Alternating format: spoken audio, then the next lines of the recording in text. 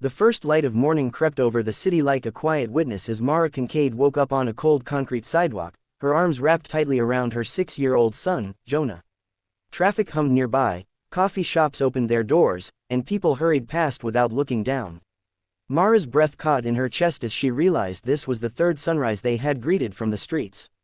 She had once believed that rock bottom was a place you fell into suddenly, but now she knew the truth. Rock bottom arrived slowly, one lost job, one missed rent payment, one broken promise at a time. She had nothing left except her child, a torn backpack, and a letter folded so many times it was soft as cloth. Before the story pulls you deeper, take a second to pause. If you believe in kindness, in second chances, and in the idea that even the most forgotten lives can change, please like this video, comment, share it with someone who needs hope today, and subscribe to the channel Only Kindness. Your support helps stories like this reach hearts that need them most. Mara's life had not always been like this. Years earlier, she worked mornings at a bakery and afternoons cleaning offices. It was exhausting but honest work. She had a tiny apartment that smelled like bread and detergent, and Jonah had a bed with dinosaur sheets. Then came the accident. A delivery truck ran a red light, crushing her old sedan and shattering her leg.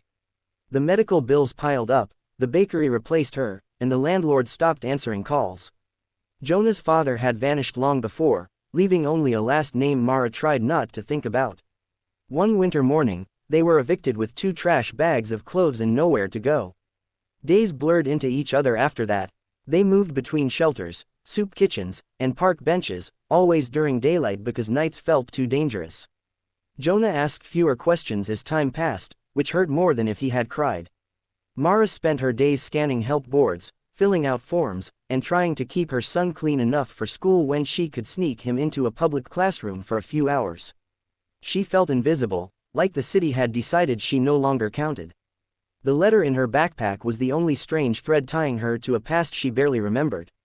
It had arrived weeks earlier at the shelter, addressed to her by a law firm she had never heard of. At first, she assumed it was a mistake or some cruel scam. But hunger and desperation made her open it. Inside was a notice stating she was the sole beneficiary of a property left behind by her estranged uncle, Royce Kincaid, a man she had met only once as a child. The letter mentioned a location, a legal transfer, and an invitation to inspect the property in daylight hours. There was no mention of money, only something called a private clubhouse. Mara almost threw it away. Royce had been the black sheep of the family, whispered about at holidays. He rode with a Hell Angels chapter decades ago, then disappeared from family conversations entirely. Mara's mother had warned her to stay away from that side of the family, calling them trouble wrapped in leather. But standing on the sidewalk that morning, Jonah shivering beside her, Mara felt something stir. It was not hope yet, but it was curiosity strong enough to push her forward. They spent the morning riding buses across the city, watching neighborhoods change from glass towers to abandoned factories. The address led them to a fenced industrial block bathed in harsh midday sun. The building stood there like a scar from another era, brick walls cracked, windows boarded, and a rusted iron gate hanging crookedly. Faded symbols and old murals marked the exterior, half erased by time and weather. Mara's heart pounded as she unlocked the gate with the key the lawyer had mailed her, expecting alarms or angry men to appear. Inside, the air smelled of dust and oil, but also something deeper, like history. Sunlight streamed through broken skylights, illuminating a vast open space. What Mara saw first were old motorcycles lined up like silent guardians, their chrome dulled but proud. There were leather jackets hanging on pegs, faded photographs pinned to cork boards, and long wooden tables carved with names and dates. Jonah's eyes widened, not with fear, but wonder. They explored slowly, moving room to room as the daylight revealed more secrets. Beneath the main floor, hidden behind a steel door, Mara found something that made her knees weak.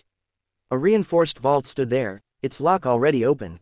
Inside were neatly stacked gold bars, sealed crates, rare art pieces, and old financial documents. It was not just money. It was legacy wealth, investments left untouched for decades, quietly growing.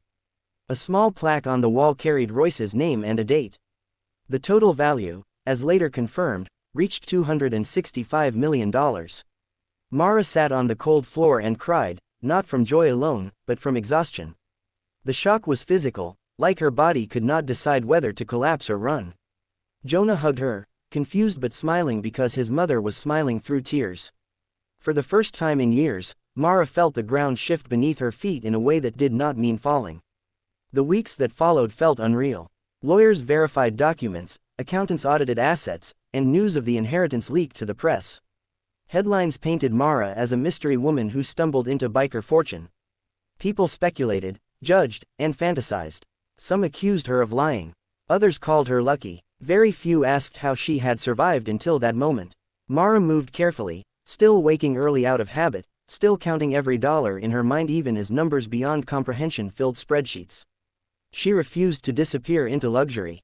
Instead, she remembered the faces at the shelters, the mothers who shared blankets, the volunteers who offered coffee without questions. Mara renovated the old hideout during the daytime, preserving its history while transforming it into something new. The motorcycles stayed, restored and honored. The walls were cleaned but not erased. She turned the building into a daytime community center with job training rooms, childcare spaces, and medical clinics. A section remained a memorial to the riders who once gathered there, not glorifying violence, but acknowledging loyalty and brotherhood that had defined their lives. There was resistance. Some locals feared the name tied to the building. Some former bikers showed up suspicious, watching from across the street. Mara faced them with honesty. She spoke openly about being homeless, about hunger and shame, about how easy it was to vanish. She made it clear this place was about second chances, not erasing the past but learning from it. Slowly, the tension eased. One by one, men with weathered faces and old tattoos volunteered to help, fixing walls, teaching mechanics, mentoring young people who had nowhere else to go. Jonah thrived in the sunlight-filled rooms of the center. He made friends, attended school regularly, and stopped flinching at loud noises. Mara watched him laugh freely again and felt something inside her heal. Wealth had changed their circumstances, but purpose had changed her soul. She named the center Daybreak Haven, because everything meaningful in her life now happened in the light, not hidden in shadows. Years passed, and Mara never forgot where she started. She kept one bench from the old days outside the center, a reminder of the sidewalk mornings. On quiet afternoons, she would sit there, watching families come and go, hearing the hum of life continuing. The fortune remained vast, but it no longer felt heavy. It felt like responsibility carried with open hands. Just before we reach the end of this story, take a moment and write a comment below. Share where you're watching from, or simply type one word that represents hope to you. Your comments mean more than you know. On a warm afternoon, sunlight pouring through the open doors of Daybreak Haven, Mara stood at the center of the main hall as a new group of families arrived. She saw herself in their tired eyes, and she saw the future in their children's laughter. She understood then that inheritance was not about money or buildings.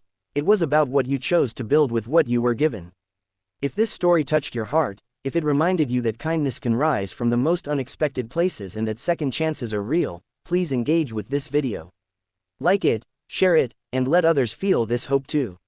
Somewhere out there, another Mara is waking up on a sidewalk at sunrise, believing no one sees her.